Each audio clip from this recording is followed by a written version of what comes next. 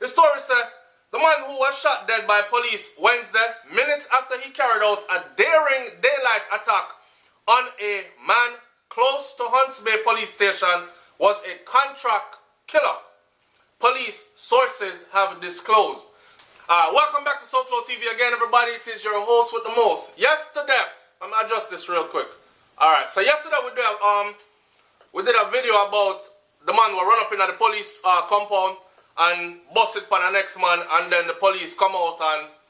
Alright, so remember I asked you to leave in the comment section what you think happened there, and I also asked you to say what type of situation would actually prompt you and make you have to do that to somebody, right? Some people say they would never do that no matter what the situation is, and some people say, yeah, you have a right to defend your family, especially your children and mother and them something there, and father, if them get violated in a certain way, and that could be a reason for them to do certain things to certain people. Now, fast forward to today, the story has been upgraded, right? So, right now we have sourced the thing straight from the Loop, right? And the Loop, big up to the Loop, we consider them to be somewhat credible, right? Alright, so we'll go for this. So them I said the man was a contract killer then. And a brave like that and dep on him job. So that means, say, you see that man here, any which part today we go for you. That, yo, and them kind of man there, any which part in there, him will go for you. So when you know, so one time them put that them man there on a job, the job are gonna get done, because if him so brave, if he run up in that the police compound there. Now let's read the whole story. The story goes, known by members of the criminal underworld as Shadow, that was the man's name, Shadow. The man was believed to be responsible for more than 7 murders across the island. Police said that the man has been on their wanted list for months, but had managed to elude their dragnet on several occasions. Right? So they know about him long time. They man look for him long time. Right? He's on their wanted list. Him up on their wanted list and he run up in a their compound. Blood fire. He's on their wanted list. Oh man. His reign of terror would come to an end on Wednesday, minutes after he shot and injured a man close to Hunts Bay police station and was trying to make his escape from the area, but was challenged by a group of policemen. Alright. Eyewitnesses said the man run up in the police compound. The police them now said he shot the man near to the police compound. Which one is it? I was not there. Okay? But this is the thing I said. I go with what them say. Alright? But anyway, make it out him dead. He was shot dead seconds after opening fire at the police team. A bulletproof vest, 4 loaded magazines, and 1 extended clip with 26 rounds of ammunition were removed from his body, police sources told Loop News. Meanwhile, as news of the deaths circulate, police have launched a massive manhunt for another man who they believe participated in the attack on the man close to the police station. Sources said it is believed that the second man being searched for was shot and injured during the gun battle with the police. Information we receive is that the 2 men on the motorcycle carried out the attack.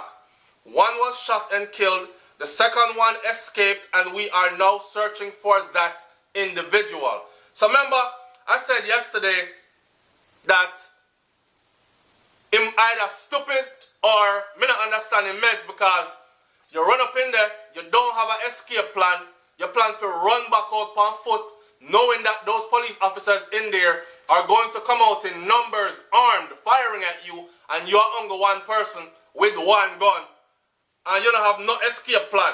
And I like say, I'm going to lift up a Bushmaster and Tony on upon them or something.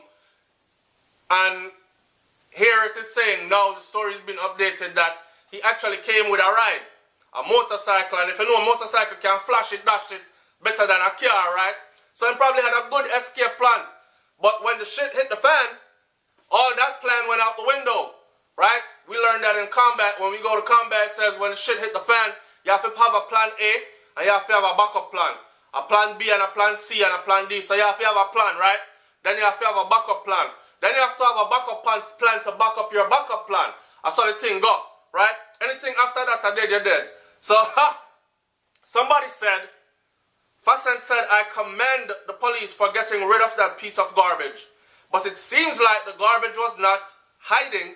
So why was he parading all over the place? The police need to do their job and go out and hunt these cold-hearted criminals down. All right, so that leaves a couple of questions that I want to hear what my SouFLoTV audience has to say. Yes, the flag is back up. All right? This leaves a couple of questions that I have. I want to know, because from sources they're saying that the man did out and about and all over the place. He wasn't in no hiding. And I like him hiding in one dark hole, and then when it's time to kill him, come out and go back into the dark hole. A lot of people knew his whereabouts. So I want to know, how was he able to elude police officers so well for so long? I also want to know, the next man that was with him, do you think that next man is a contract killer as well, or that next man was just hired as a getaway? What you feel? Either way, in the books, it says that he is a killer, you know. Because in partaking it, whether he pulled the trigger or not, he was the man's ride to the occasion and supposed to be his organized ride away from the occasion. So he participated, correct? All right. What we want to know really is this. We had a discussion earlier on SouFLoTV where I threw a random number out there. And I say, yo, life cheap in Jamaica, you know, because if man really want you get slapped with, them invest a couple dollars and you're gone. And I threw a number out there. I forgot what the number is. I would have to go find that video and look it up. But I'm sure my audience will know which video I said that in. Because a lot of you wrote in the comment section, yo, SouFLo, a joke you make. A whole heap of money that. You get somebody slap with you way less than that. And they put in other numbers. A contract killer in Jamaica now. One like this. Like this a man, this a man brave. Right? Me know so if you be a contract killer, you can't be no wussy. That means you can't afraid to bust out a man's head. You can't afraid to do it close up. You can't afraid to actually run in upon something. You have to be brave because sometimes you have to go get him in a places where under heavy surveillance and all these kind of things. So once the contract is given to you, you have to bleach upon the job till the job is done. I also know that in the contract world, you can't take a contract and then give up the money and say, all right, me now do it again. You are now privy to a certain information where can be destructive to the person that wants you to do that job.